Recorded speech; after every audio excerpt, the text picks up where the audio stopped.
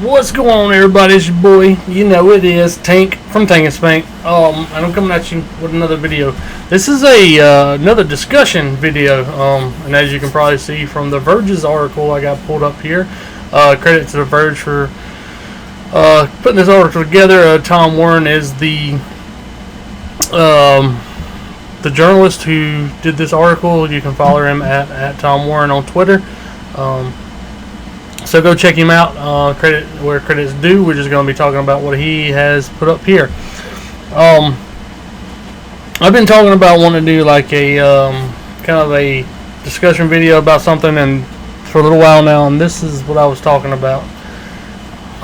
It is the Microsoft acquisition of Activision Blizzard. They're still having some issues. Not really big issues, but there are issues like some hiccups, and this is one of them. Sony is citing the offer to be inadequate for Call of Duty. When you can read through here, Sony labeled the Microsoft offer to keep Call of Duty on PlayStation inadequate on many levels.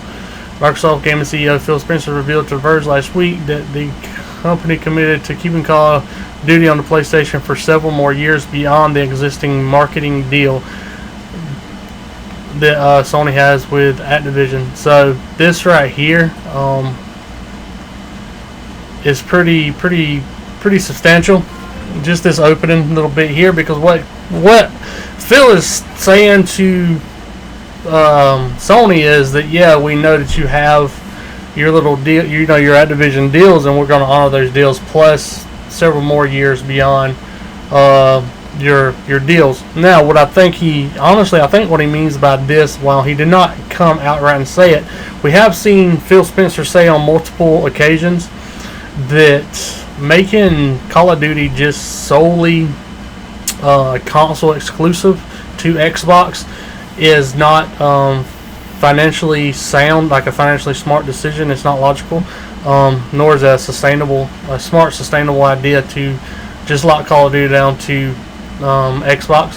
So I don't think that was ever going to actually happen. I think what you would have seen would be perhaps the campaign be exclusive to your Xbox console over here, and sorry PlayStation, you probably would get some online component, probably like Warzone,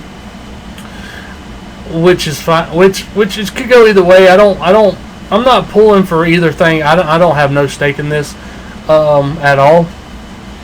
And I think, honestly, I hope that Microsoft does win this in the end and they do pull it straight to the Xbox, just because Sony, honestly, we need to talk about Sony here.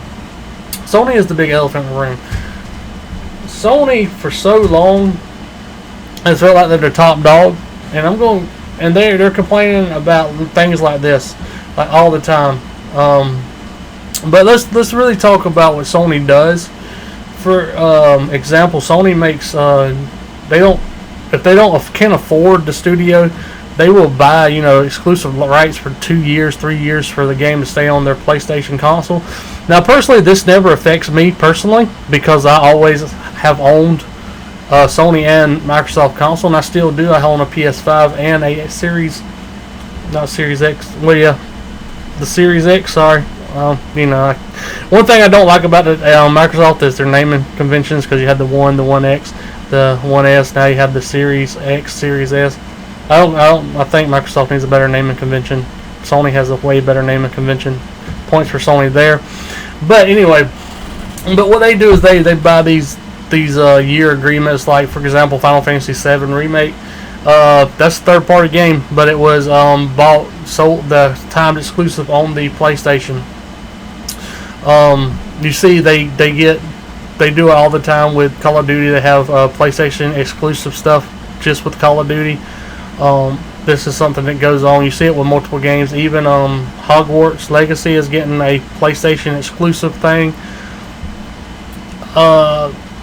This is a bigger problem to me, because these are third-party games, and you are locking people out of content because they don't buy your little box, your little plastic box. This should not be allowed. If you want something exclusive, just get your big dick money and buy it. If you want Final Fantasy exclusive to your console, buy it. I mean, you have people on Xbox that said, "Oh, cool, I'm gonna get to play Final Fantasy finally," but you cock blocked them, and they're not. If they didn't buy your console, they're not gonna buy it for Final Fantasy, but it would just been a nice addition to their library. Personally, I wish everything would just come to PC. That's where I play my primary of all my games now is on PC, especially with the PC Game Pass. I mean, it's excellent because I can just play on my Xbox, play on my PC. It doesn't matter, whatever I want to do. I can, if I'm feeling like the console, lazy day on the couch, bam, boot my console up, I can. Or if I just want to go to my little studio here and play on my computer, I will. So that's kind of what I do. But PlayStation is extremely dirty in this aspect. They're complaining about this one. I'm pretty sure Phil Spencer was going to allow Call of Duty originally to go on their console many years into the future. But now, honestly, if I was Phil Spencer, I would not allow it. I mean, after this goes through, because it's still going to go through. Sony can keep crying all they want, but honestly, this is not even that big of a deal. If you look at the major players in gaming, even with this deal, Microsoft is still a small piece of that pie. You want to look at the big guys. Look at Tencent. Look at what they own. Hell, you can even look at what Sony is buying up here in recent years. They're ramping up. You can see the little studios they bought. The only reason this is a problem is because Microsoft just made a big dick purchase where they've got a bunch of studios in one go around, where Sony has kind of pieced them together over the years. And Sony has excellent studios under their umbrella. They should not be worrying about Call of Duty. I mean, there should be no issues with Call of Duty. I mean, Call of Duty is still $1 billion franchise. It still has a high revenue stream, which I can understand. And see, this is also another big red flag that maybe Sony exclusives aren't that profitable if they're complaining this much about a third-party game. Think about it, guys. So obviously those we have games really aren't that profitable in the end. They rather have a third-party game stay on their console. And I mean, they just win that Bungie partnership. So I mean, they could take Destiny, or they could take the next big Bungie game. And I'm not taking anything from Bungie. They're an excellent studio. They make very good games. I don't like their games personally. I don't like Destiny. Don't like Destiny 2. But I can pull myself out of that and look at the game as a game and realize that it's a solid game. It's a lot of people like this game, but it's not for me. But it doesn't take away the talent at not Destiny, but at Bungie to put that together. So it's not like they won't have their own, and you better bet your bottom dollar anything Bungie puts out is going to be exclusive to PlayStation, because this is what PlayStation has always done. It is their games. They don't like the shoe on the other foot, and now they're just mad that the shoe was on the other foot. So this is just scummy. It's just real scummy. And they are very anti-consumer. Honestly, it makes me regret my PS5 purchasing decision. I hate that I supported their kind of mindset they have went into here in the last couple of years, especially with the PlayStation 4. You guys can remember, like, when Don Matrick was going on about Xbox One and you need always online, and then Sony come out and made that really good presentation about, hey, you want to borrow your friend's game, you hand it to them. That's when Sony just felt like they were for the consumer. They were about the consumer. And this is not the same Sony. I mean, it might be the same people, might not be. I don't really know. I'm sure there's been some change of leadership, but it's definitely not the same Sony that was. This is anti-consumer Sony. This is like Sony under Don Matrick. I mean, let's be honest. Let's be real. So all the hate that Xbox was getting for that same stuff in the beginning, Sony should be getting equal treatment here. From that atrocious, their Game Pass alternative is trash. How do you not give your players day and date, saying you can't sustain it? You can sustain it. It can be sustained. You just don't want to. It's a terrible deal for PlayStation owners.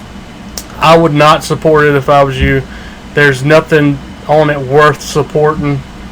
You can put it side by side to Game Pass. It's completely laughable. Sony is just not for the consumer. And we'll go even more in depth with that.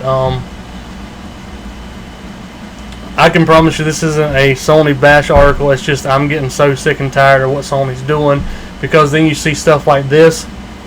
We had the teardown of the new PS5s, and they're actually being made cheaper.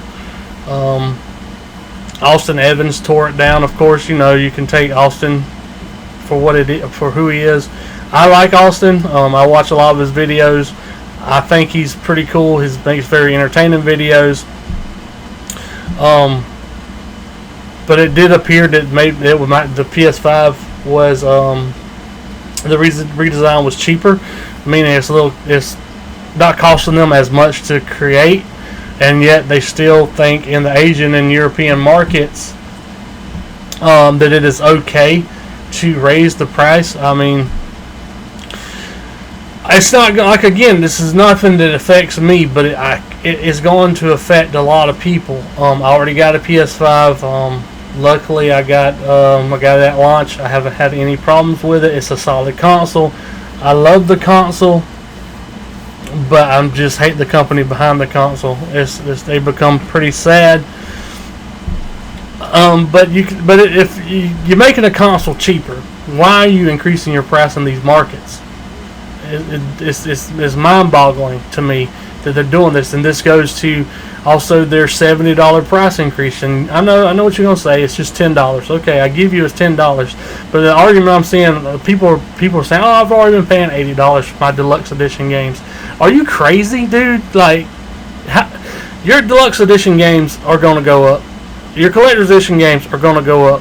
It's all going up, so that same price you was paying is going to go up. It's going to be more than that $70 you were paying. It's going to be $90 or possibly $100 for less content, for cheaper made games. I mean, there's no evidence to support the mindset behind raising your price of your games, because games are no more expensive to make than they were. A lot of this shit's already pre-built. I mean, it's actually cheaper to make games now. I mean, come on, guys, it's cheaper now. This is the big caveat I have going for maybe a price increase. If they could show me that the developers are getting pay raises, that this is going into your developers, this actually making these games, getting them out for you. Now I will support a developer. I believe in the developers, but this money is just going into market, and let's be honest, that's why games are getting more expensive to make. Like, we're gonna go over to not Ubisoft, we're gonna get to them, but Square Enix. Square Enix, they want to move away from fully owned studios with the development costs. This is bullshit. Square Enix, this is not the case. What their development cost is they're putting too much money into marketing. They're marketing bad games too. At that, they're marketing very bad games, making bad investments in games. What was it? Babylon's Fall game. That you take a hit. I mean, look at all these. There's been several Square Enix games released back to back that have just been bad. I mean, we're looking at the new. Is it Star Ocean? Let's see. I think it's Star Ocean. Let's look it up. Oh, yeah, Star Ocean's Divine Force. This one's coming out pretty soon. And I think it was, what did I see? I think it was a Push Square article I seen. We agree, whatever. It has a demo. I'm going to try this demo out on my PlayStation. I was looking forward to this game. I really was. But I think, I could be wrong, I think Push Square did an article saying that they was worried about this game due to lack of polish. this close to release. I could be wrong. If I am, I'm sorry. Robert Ramsey wrote this article. Credit, you gotta give him credit, letting us know that we can download this game. So that I did learn something. So September 20th, so that's tomorrow my time, I will be downloading this game, and I will give you my thoughts after I get done with it. I may make some videos over there and import it, and then do a little commentary over it. We'll see how that goes. But I am looking forward to seeing how this goes. I'm not getting a day one now because the last one was terrible. So honestly, it's Square Enix. Their issue is they're backing pretty bad games. The one that's playing, I think that's Forspoken. I don't think it's going to be good. I think it's going to be overly marketed. Too much money put in marketing a bad game. So yeah, that's your rise in development costs, is just the fucking marketing budget. Y'all spending too much money, too much fucking money on marketing bad games. Yum. But I don't know. I have some hopes for this game. We're gonna keep it muted because I'm probably gonna get copyright struck by all these websites. I'm using their websites, but I'm trying to cite them as well. This one was done by Jenny Zhang. Sorry if I butchered your name. I don't normally use GameSpot much anymore. I haven't really used GameSpot since Kevin Van Nord left. But anyway,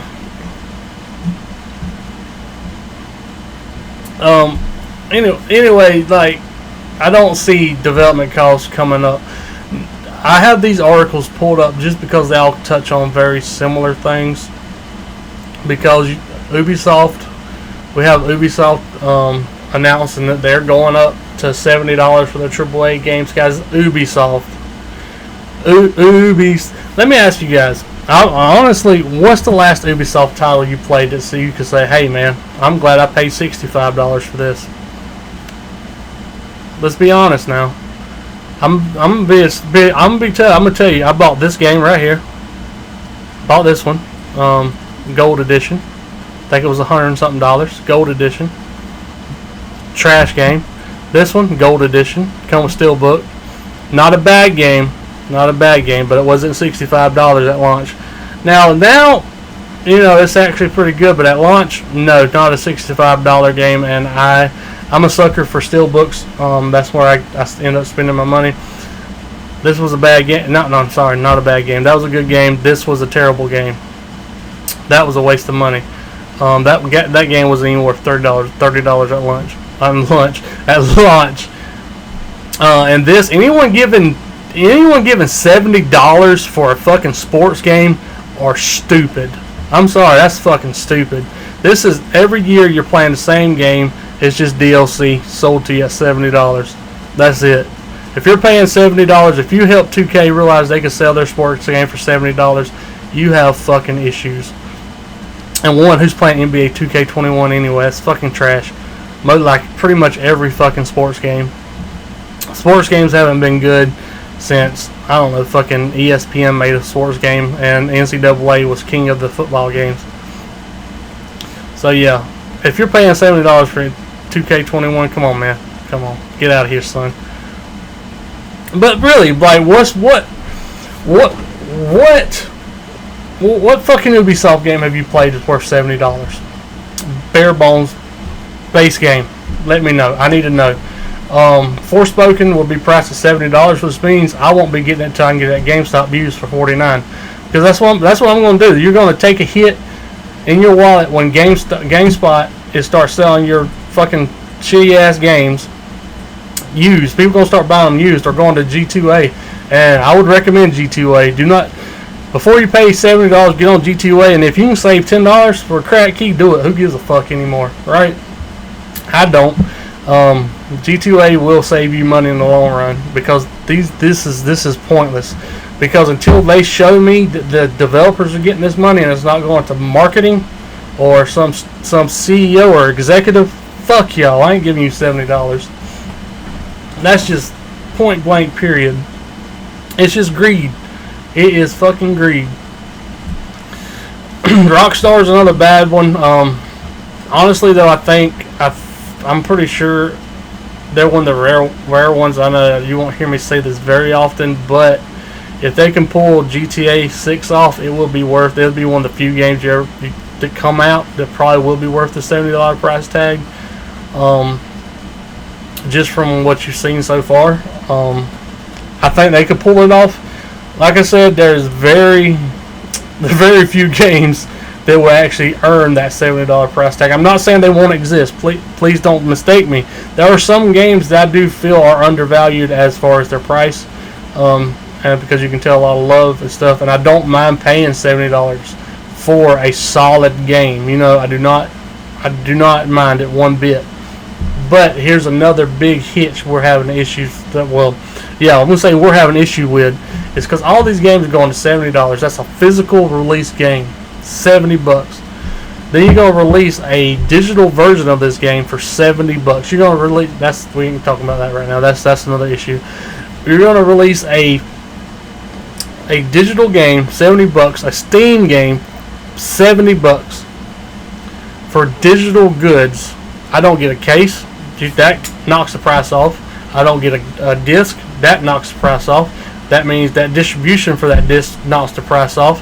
You didn't have to import my disc, so that knocks the price off. There's no import fees. There's no labor fees for that disc, the creation of that disc. So there's no transportation fees when it gets overseas, because a lot of this stuff is coming across the water. And there is no physical merchandise. So why is my game $70? Why is it $70? I tell you guys, they're fucking us. They're fucking you. Until you tell me why my digital games are $70 when it's, especially when it's sold on the PlayStation storefront and it's a PlayStation exclusive game.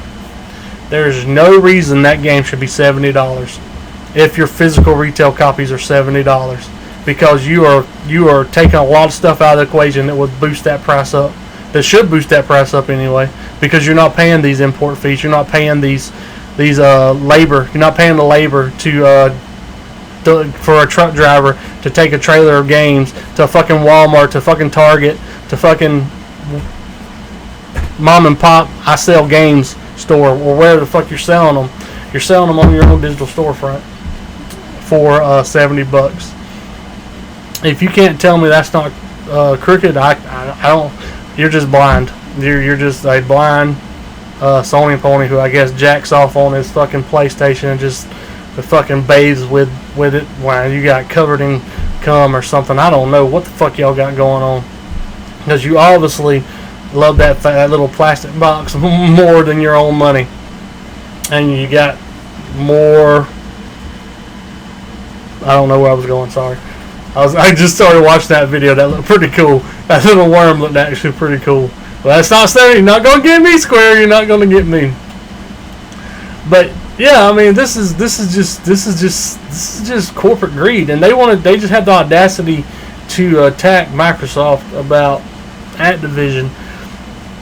Why? I want to know why they're not being more investigated on these accusations. Why aren't these people looking into, hey, why are these games $70 on your own storefront, or why are you going up in my market? Why are you in Europe and you're making your plastic box even more? Why? Show me the ink. Why are you doing that? And this is kind of where I want to kind of dig into Microsoft now and Phil Spencer. Now, most of us like Phil Spencer. He's done a lot for Xbox. He's turned around Xbox in a lot of ways. He helped pull it back from the dead, essentially, from where it was. But Phil Spencer's I want to be your friend and not your father approach to these developers is starting to hurt Xbox a lot. And I don't really like to say what I'm about to say, but it has to be said and it has to happen. Phil Spencer probably needs to step down from the head of Microsoft at this point. Microsoft needs someone who is willing to do what they need to do to pull Xbox to a higher echelon, to that point where the PlayStation's at. Like, one thing I don't like what PlayStation's doing, but they are hardcore. They do it. This is how they're gonna do it, and they're just either gonna get on the show with them or get out the way. And honestly, Microsoft needs somebody like that at their helm. And Phil Spencer is more of your, like I said, he wants to be the friend, not the dad of these developers. And I say that because we're going to look at the state of their flagship game, Halo Infinite, and what's going on with Infinite, which is a whole lot of nothing. 343 has single-handedly killed Halo. They turned this into just a stereotypical shooter. It's nothing special anymore, at all. And you launched this game. Okay, first let's go back. Infinite was supposed to launch in 2020, right? Supposed to launch in 2020, if I'm not mistaken, and then it got delayed. It got delayed 1 or 2 years. 1 or 2 years. I'm sorry, I was drinking. For polish. It needed to be polished. So, what happened? What happened in those 3 years? I would give you, when the game first come out, it was pretty fun. It was a fun game. Me and my friends had a lot of fun on it. And then it started wearing, because you realized, okay, so they released the multiplayer. We played the crap out of the multiplayer, and what? Then you really started sitting down and think, where's the campaign? Why are we doing it like this? Why are we getting an incomplete package? Granted, it was free to play, a live service type of game, which I hate. And then the campaign come out. So the campaign comes out, and much like the multiplayer, it's missing features. It's missing couch co-op. It's missing any kind of co-op, really. So no multiplayer. So that's out the window. It's just a straightforward little single-player experience, which is not traditionally what Halo is known for anymore. I mean, most of my memories with Halo and that campaign is just me and like my buddies getting around. And originally, it was LAN parties. Now, it's online. But we would get around, run skulls and do missions and just have fun. But we couldn't do that at the launch of Halo's campaign because it wasn't available. So I know it's available now, but it's too late in the game. Like, 343, you're so far behind in the game, it's not even funny. Like, most people have moved on. Like, the majority of your audience have moved on. I'm sure there's still a dedicated player base to Halo, as there always will be. But if I was you guys, I would just go play the Master Chief Collection because it's a better gaming experience than this Halo Infinite nonsense. So we're still, to this day, missing Forge. We do not have Forge. We are going to get some Forge news, I guess, coming up. But no actual Forge use, so we still missing features, as always. We still don't have what we have. So this is stuff that we don't have, right? December event. We're gonna get a December event. You got a January event. Quality of life improvements are coming in January, I guess. So I'm assuming all this is January stuff that we're getting at some point. So I guess they don't have no more in-game. They still don't have in-game reporting. So that's a basic fucking multiplayer fucking feature, and you do not have it. That's just as bad as a fucking Battlefield 2040 whatever fucking piece of garbage not having scoreboards. And this is what's crazy is You're taking this long to give quality of life improvements, and then your Forge beta updates. That's not even a Forge fucking beta. We're getting an update about Forge. Forge was fucking cool. I don't care, like, if you didn't really play it. Forge was cool. So that's from November 8th to March 7th. So in that time frame, you're going to get your campaign network co-op and mission replay. You're going to get a Forge beta at some point. You're going to get 30 tier fucking battle pass. And this is why these games aren't fun anymore. They're battle passed out. Like, I'm battle passed out. Just give me a straightforward Halo game. You get new maps, new equipment. This is your March 7th through June 27th. Like, what the fuck? 100 till... Like, who cares about this stuff? Like, really, 343 is so out of touch, I think, and what makes a good game. They have not made a good Halo game yet. Not once have they made a good Halo game since they have taken over the reins from Bungie. And this is why I said we don't need Phil Spencer anymore. Because Phil Spencer's refusal to step in and tell 343 that, hey, this is not working. I'm taking Halo from you. It's going to another developer because you're not cutting it. He won't do it. And that means, guess what? They bought not Bungie. I'm looking at Halo. Bethesda. So you know what that tells me? Bethesda is probably still going to release games as a buggy mess. They're still going to be trash. Well, not trash, but, you know, they're going to rely on the players to actually make them fun. They're going to be okay games, but they don't get real fun until players get a hold of mod kits to make them stellar. So they're not going to step in and tell Bethesda that, hey, this ain't going to work, or this ain't going to work, or maybe this needs more polish, or maybe you shouldn't release like here. You know, or stuff like that. You need to step in. You got to step in. That's all I'm saying. Step in. Step up.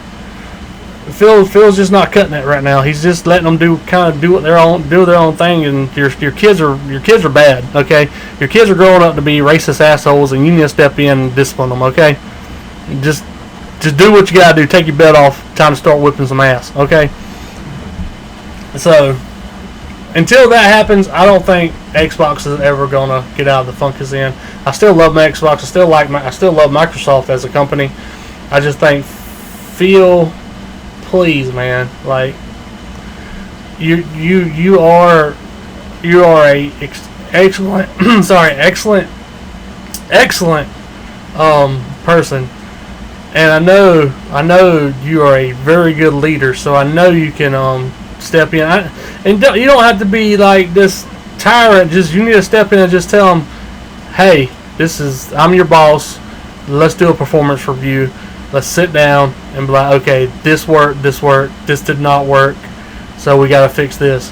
And 343, none of this stuff is working. You're just not cutting it. You go into a support studio until you get your act together. And that's just what you got to do. Delegate them to support studio and let somebody else try Halo. You got all these amazing studios under your belt, so let's let somebody else try Halo next time. Especially like if this when this Activision deal goes through, that would be pretty cool. Maybe we can get some new blood doing that. That's really all I wanted to kind of talk about with what's going on in this little space, because we got a lot of back and forth with Sony and Microsoft, and I'm just not too happy with how people are just disregarding the dirt and shade that Sony does. And I'm also really not happy with how Phil Spencer is not stepping more in to really stick it more to Sony. And maybe he will. I hope he will. Hopefully whenever this stuff comes, I hope he snatches all Call of Duty from them. I know they won't do it. It's not profitable to do that. He's already said that, so I don't understand Sony's deal. I know Sony would. Sony just don't want to pay Microsoft those royalty fees or whatever they have to pay to have that game on their console. But we all know Sony hadn't been wanting to play ball for a long time with Microsoft crossplay and all that good stuff. Their crossplay policies are pretty bad. But that's it. That's just a small little news update is what we're gonna call this. It's just I want to have some stuff on my chest. I want to get off with what's going on in the gaming sphere, and that's really what I wanted this channel to be about to begin with. Is me talking about stuff like this, finding news articles, and talking about it, give you my opinions. Hopefully, we see this deal close. I thought it was supposed to close around July, but or was it July next year? It might have been July next year. We'll see where this goes. This is the UK's CMA. These guys are pretty shady, if you ask me. Anyway, I would wonder how many Sony shareholders is on that CMA board. I would probably argue a lot has some stake in this to be blowing this so far up. And of course, just to summarize, Austin's teardown kind of shows you like they are making these things cheaper, which is fine. But if I was in these markets where they're going up, I would not buy. I would try to. I don't know how you will get them cheaper. I really don't have a solution for you. I wish I did. Hopefully you can catch them cheaper somewhere else. Maybe you can work out deals. Maybe you can go suck a dick for one. I don't know, guys. It's going to be rough. It's going to be rough over there. It's going to be rough, man. Hopefully you already got your PlayStation in these areas, and if you don't have your PlayStation in these areas, I'm sorry. Hopefully you will end up getting one. So we'll see how that turns out. Ubisoft, summing up Ubisoft. Sorry, Ubisoft, your games aren't worth. It's barely worth $65. Until you give me a game that I really say, hey man, I gotta have. I will not be giving $70 for any Ubisoft title. I'm sorry, it's gonna be G2A, or I'm just gonna wait for a used copy at GameStop for like $50. So Ubisoft, I'm sorry, me and you, I'm not gonna have any more of your games. That's just pretty easy. Kind of like what I do to Sony now. Like I don't buy Sony games anymore. It just don't happen until they come down or I get them used. But I do. I am gonna get God of War. That game I do believe is gonna be good. So you will be getting my money there, Sony, you motherfuckers. But hey, you gotta do what you gotta do. We already talked plenty about Halo. To sum up, 343. You do not need Halo anymore. You fucked up constantly. So I'm sorry. That ain't gonna work. Square Enix, just quit investing in bad games. That's all you gotta do. You have a massive fan base that would tell you what they will buy. Invest in those games. I would want to say one thing about Square Enix. If you notice, a lot of Square Enix games are very high production value. I'm wondering how much they're paying these visual effects guys, because their issue could be marketing plus just that high production looking value. I don't know how much money goes into that. I'm pretty sure it's a lot more than it needs to be. Just quit making bad games, Square. Quit making flops, and people will buy your games. I mean, for every good game you got like 6 bad. So, and it looks like you're gonna continue the streak with Star Ocean, which really hurts my soul. Hurts my soul, Square. But I'm looking forward. I think it's Valkyrie. That game looks pretty cool. I do want to play it, so I will check it out, Square. So don't worry, you'll get my money there. Never played a Valkyrie game. I'm just gonna buy it on a whim. Like I said, guys, I will give these developers money every now and then if the game looks like it's worth it. And unfortunately, Square Enix, you're dropping the ball. You're just dropping the ball too hard for me to just always open up my wallet to you. And the way the market is right now, and it's real how competitive the market is. And if you're gonna have all these games going to $70, gamers in general are just gonna get tighter and tighter on their money. So I don't want you to take anything personal from this video. If you feel personally attacked, if you are just one of those guys who love the NBA 2K, this copy and paste game, was it 2K22 I'm not personally attacking you. I just think you're crazy for keep buying something. You should vote with your wallet, and you're just showing 2K that you're going to constantly buy copy and paste material for a little bit more enhanced sweat physics. It's just a roster flip. It's just like Madden. I'm sorry, it's just like Madden. It's just a roster flip. It's a DLC roster flip. And if you are also a person that wants to go out and buy these games for $70, go ahead, but most gamers are getting tighter and tighter with their money, which is why you see headlines like this. People aren't buying games like they used to, okay? As long as the market is so expensive and you keep making bad games, ain't nobody going to buy $70 for your game, which is their stupid model. Like, you're not even selling your games, you know what I'm saying? So let's make your games more expensive. So ain't nobody going to buy it. If they wasn't buying it at 60, they're not going to buy it at 70. And we all knew that Forspoken was going to be priced at $70 anyway. And that's I'm gonna pass on that anyway, so that's not gonna hurt me. But yeah, that was it. I'm not gonna. Are they launching Skull and Bones for $70? Man, that game looked garbage. So this is why they losing money. Like, game companies lose money because their business, the people who's over these decisions are fucking stupid. They have no fucking sense, no business sense. Like this game, you hear people talk about Skull and Bones. This should be a $30 game at best. $30 and you will make your money back. But ain't nobody buying that shit for $70. I can tell you that. And the people that do, they're gonna get some refunds. They're gonna be pissed off. Y'all better buy it on Steam if it launched on Steam so you can get a refund for that motherfucker. But anyway, so in closing, I do want to go back over and give credit where credit is due. Tom Warren over at The Verge put together this article for us to look at today. So please go follow Tom at Tom on Twitter. Of course, we got his Facebook link and everything. And I'm gonna link all these websites in my description, so you can go check them out for yourself. Of course, we got Ethan Gach. I don't know how to say your last name. Apologies. Of course, you have all of his links to where he put it together. A good little article featuring Austin's video, that teardown. Check out Austin Evans as well if you don't know who Austin Evans is. He's a great YouTuber. In my opinion, I mean, you know, if you don't like him, you don't like him, but I think he makes really good videos. And then, of course, we have Rob Thubron. That's a cool last name, Rob. Shout out to you at TechSpot. Put together this really useful article. It's not a very long article, but he did give some good insights and really showed me that they're actually doing this for $70. So thank you for that, Rob.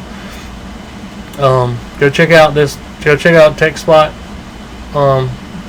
If you want to, of course. You got Halo Waypoint. I don't know, 343 Industries. You know, I was opposed to this. Me and 343 Industries aren't going to be friends after this because I really don't feel like you guys are doing Halo justice. I know you guys went in really excited, but you haven't showed the gamers anything. And of course, we got a good old GameSpot. Jenny Yang, I can't pronounce your last name. I am so sorry. Jenny, great article, good. This is very solid put together. Not really a big GameSpot user anymore myself, but this wasn't bad. So this has been Tank-N-Spank. I love you guys. I do hope you all have a great day. Have a good Tuesday tomorrow, and I will catch you guys on the next video. Tank out.